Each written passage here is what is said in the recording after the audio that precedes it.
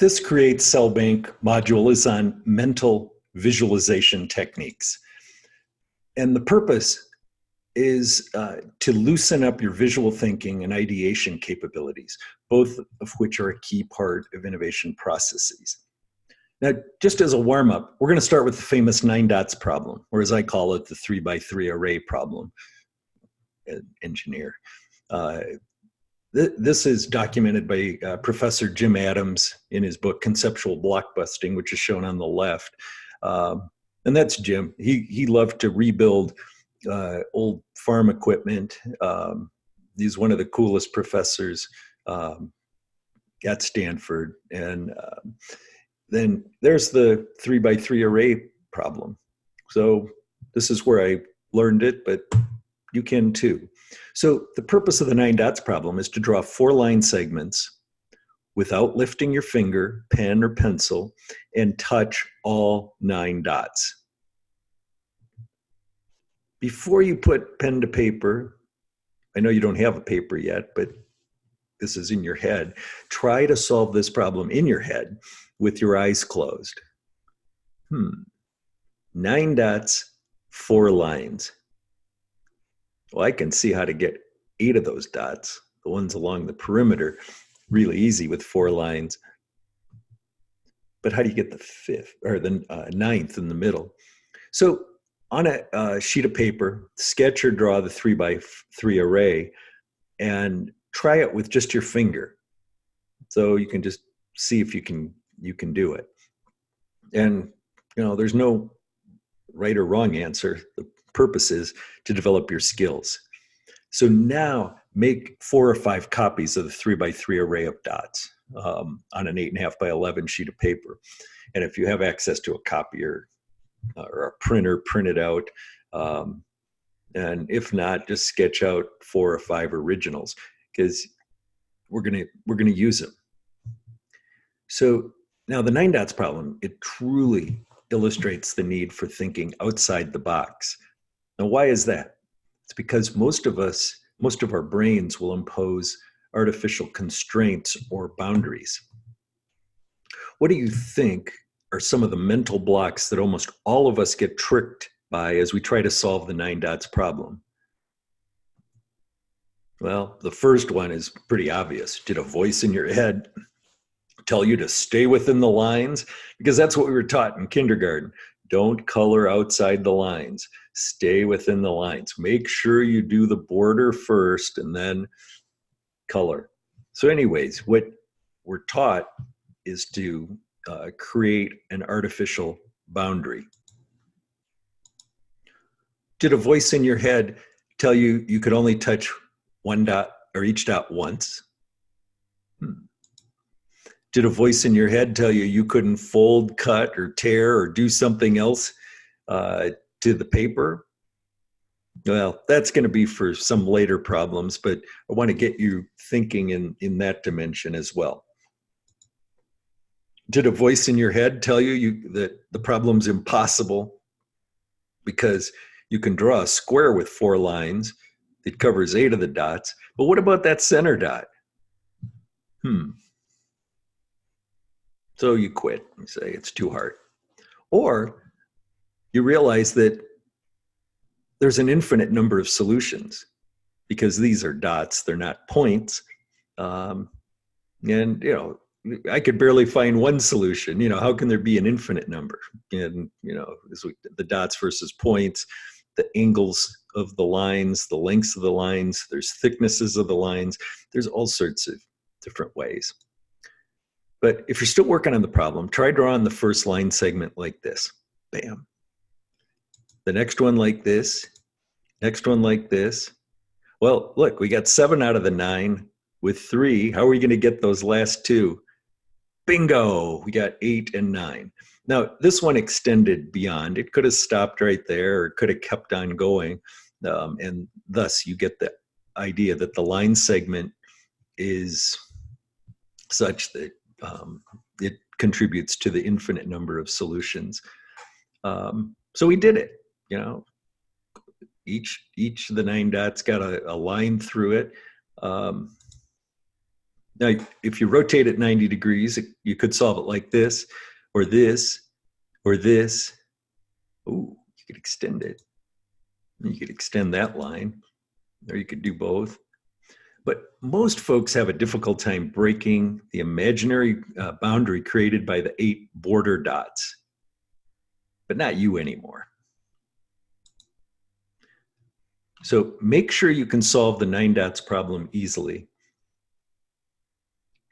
And now think about solving it with 3 lines, with 2 lines, with 1 line, with 0 lines. Wait a sec, 3 lines? How could you do that? Well, an easy way is, what if you took your piece of paper and tore it up so that you could align those dots so you could do 3 lines? What if you lined it up so you could do 2 lines? What if you lined it up so you could do 1 line? Yeah, that's good.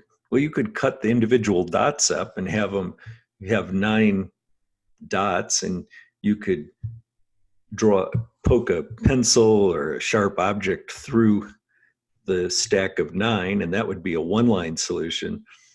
While I was at Stanford, I came up with I came up with a couple of 0-line solutions that I presented to Jim Adams, and he thought they were pretty cool. But I want you to think about it.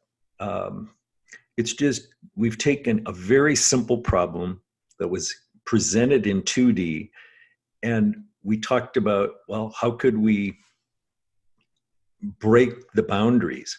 And it's oftentimes breaking the boundaries that can help you solve or identify other problems that people that don't have that visualization or that innovation, or the fluency or the flexibility to find. So, here we did it. I drew this out so you could actually see it with 3 lines. Now, let's talk about the 1 line. What if you had a magic marker that was really thick, like thick enough so you could just draw 1 line and go through all 9 dots? That'd be a 1-line solution. That's pretty cool. Anyways, just other ways to see the problem. That's why I wanted you to make some copies. And I'll be interested to hear your innovative solutions on the 3 dots or 3x3 array or the 9 dots problem. So developing your capability for producing clear mental imagery about your ideas is a very important part of developing the quality of your innovation processes. Well, I'm going to go through these exercises. I'm going to read some things off, and so you'll have your eyes closed. At other times, you'll have your eyes open and you'll be looking at what's going on. But at least for the first part, please close your eyes. Don't drive. Don't text and drive. You can get a ticket, so don't want to do that. Don't drink, text, and drive, and absolutely positively not once ever. Don't drink and text while operating any heavy machinery. So as I read this list out loud, I'm going to pause while you try to give and develop a clear mental image of the items that I mentioned. Remember, eyes closed, and I'm going to pause and try to do it in color if you can. Here we go. A stoplight.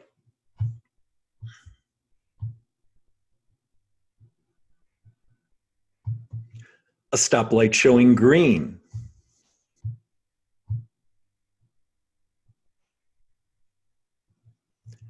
A stoplight changing from green to yellow.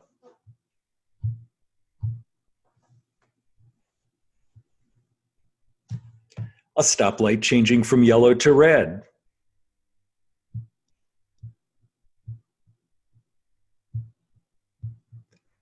Your best friend's face.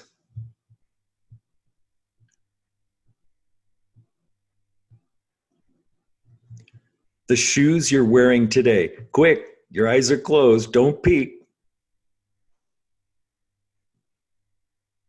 And if you can't remember, think of a pair of shoes that you do own.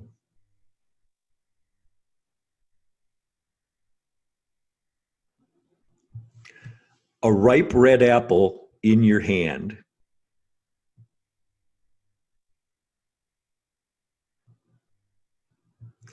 A green apple hanging from a tree branch.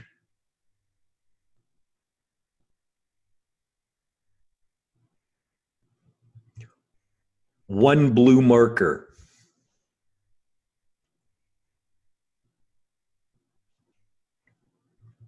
A dozen blue markers.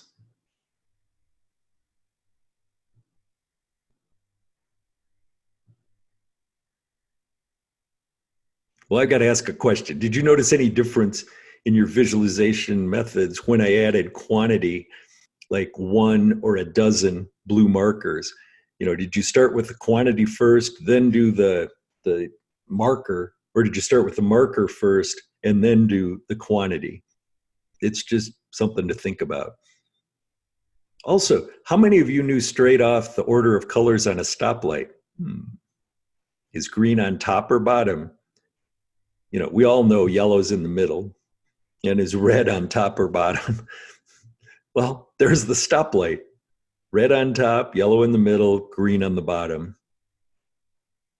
And you notice that it's got the sun shade on it, that, you know, this is an older light that needed the sunshade. Some of the newer ones don't require that anymore. But anyways, that's a stoplight. So, were you able to develop a clear mental image of all the items I mentioned? Which ones were easy for you? Which ones were more difficult?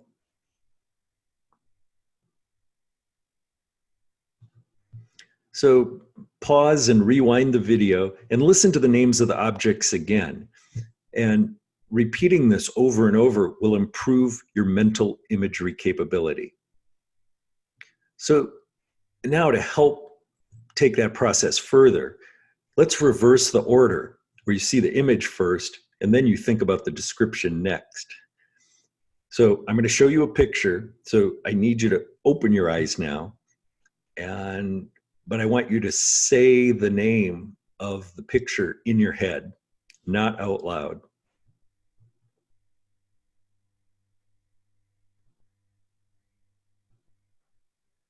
Well, we've talked about that. That's a stoplight. But anyways, that's good.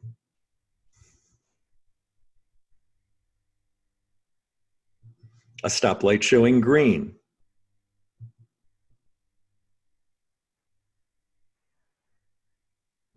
A stoplight changing from green to yellow. A stoplight changing from yellow to red.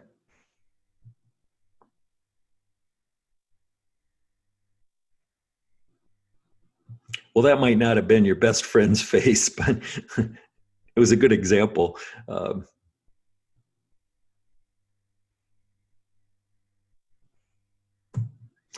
The shoes you're wearing today, or at least shoes someone is wearing today.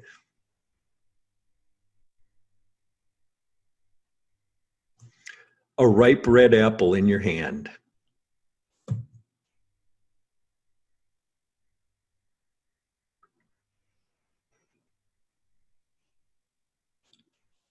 A green apple hanging from a tree branch.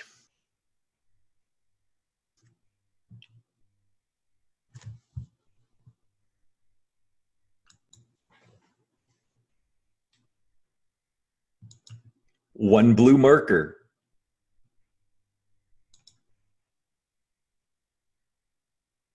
One, two, three, four, five, six, seven, 8, 9, 10, 11, 12. A dozen. A dozen blue markers.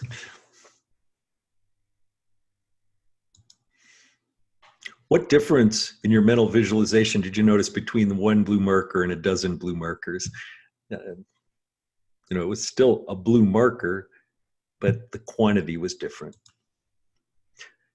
So now I'm going to read off another list that requires you to utilize additional senses with your imagination. And we've been primarily using sight, things you can see, but we're going to use some different senses. Ready? Eyes closed. The sound of thunder.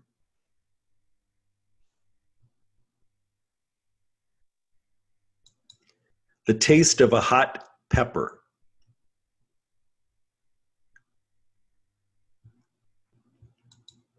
A soft breeze on your face.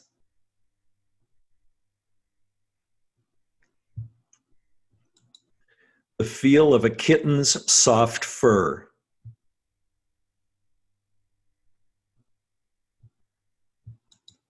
The taste of salt.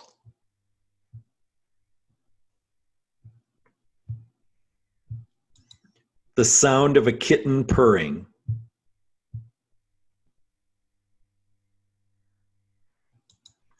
The sound of a friend coughing.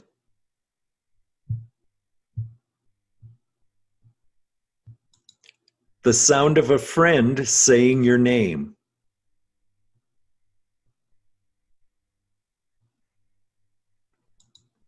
The feel of a hug with a longtime friend you haven't seen in years.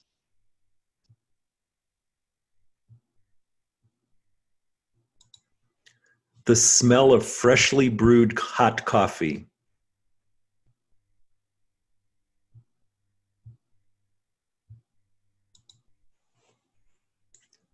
The previous list, it was designed to help you develop all your senses, since some of the best innovations come from exploring senses that some folks overlook. Smell, taste, feel, sound.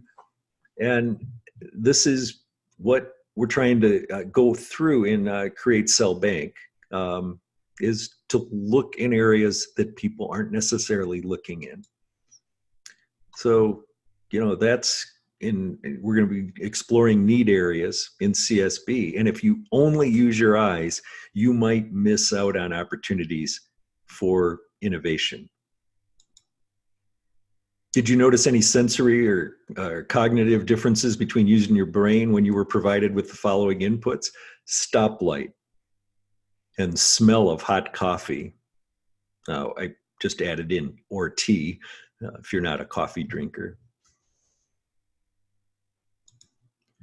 Next, we'll do another visualization exercise that will have you do things in your mind or participate in doing things while in reality your feet are on the ground and your eyes are closed.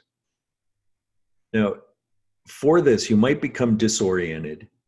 You probably won't, but be standing up, but be near a tabletop or a desk or a sofa that you can reach out and put your hand on if you need to. So let's get started. Imagine you've designed a new product called the Glide Suit that enables your target customer to effortlessly glide for long distances. After 3 months of grueling 16-hour days, you and your team have made a prototype.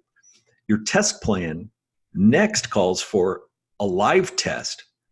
Now, as the main designer of the Glide Suit, you've already done many tests yourself and with others in the lab, and you now volunteer to take it out for a field test. You and your team carefully pack up the Glide Suit prototype and drive downtown to downtown New York. You put on your Glide Suit prototype and make sure everything is in working order for your test flight. After taking the elevator to the 102nd floor of the Empire State Building, you walk up the steep and narrow stairs to the secret 103rd floor balcony. Not many people know about the 103rd floor. Now, a guard opens the door and you step out onto the very narrow 103rd story ledge. You feel the cool wind in your face. You notice signs on the wall that point out some of New York's historical sites from the Revolutionary War, including the Battle of Brooklyn. Your nose captures the smell of New York City below. Some good, some not so good. The exhaust fumes from the traffic, the aromas coming from the restaurants, the smell of garbage cans sitting on the sidewalks. You notice that there's only a 30-inch high barrier on the edge of the ledge. It looked so much taller in the pictures with movie stars. You hear the faint sounds of New York City traffic far below, jet engine sound above as planes fly over. Strangely, you hear a saxophonist playing jazz from the 86th floor. You walk across the ledge and place your left foot up onto the barrier. You step up with your right foot and make sure you're balanced. A sudden gust of wind causes you to wobble a bit, but you bend your knees to keep balanced. You wipe a bead of sweat off your forehead and fight off the momentary urge to go back down the stairs to the elevator. But you look out and you see the New York City skyline. You know from your grade school geography class that you should be able to see 6 states from up here. But you can't see any of the state lines of New York, New Jersey, Pennsylvania, Connecticut, Massachusetts, or Delaware. You look down seeing cars, buses, and taxis looking like small toys 103 floors below. The Hudson and the East Rivers, Central Park, the Chrysler Building, and the Atlantic Ocean are easily identifiable. You do a last check to make sure your GoPro camera is working and that you have communication with your team on the ground. You take a couple of deep breaths. You count to yourself, 3, 2, 1, and you jump off the ledge. You fall quickly, but soon you gracefully glide across the New York City skyline, using your arms and legs to steer around buildings. You point your GoPro to take videos while gliding, and you take a few pictures with your phone. Of course, you have to take your selfie. The sights that you saw from the 103rd floor whiz by quickly. Your glide suit puts out a pleasant sound from the wind as you glide. After 10 minutes, you land gracefully in Central Park. Your product team runs up and gives you high fives, saying the test was successful. You breathe out a sigh of relief and think about doing a second run. Okay, you can open your eyes now. Although you weren't in New York City and probably had your feet flat on solid ground during this visualization exercise, did you feel the emotion of fear at any time? Excitement, surprise, trust, joy, sadness?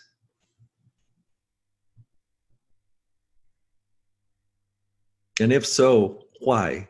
We were just listening to me read off a visualization. But did anyone's palms get sweaty? Now be honest.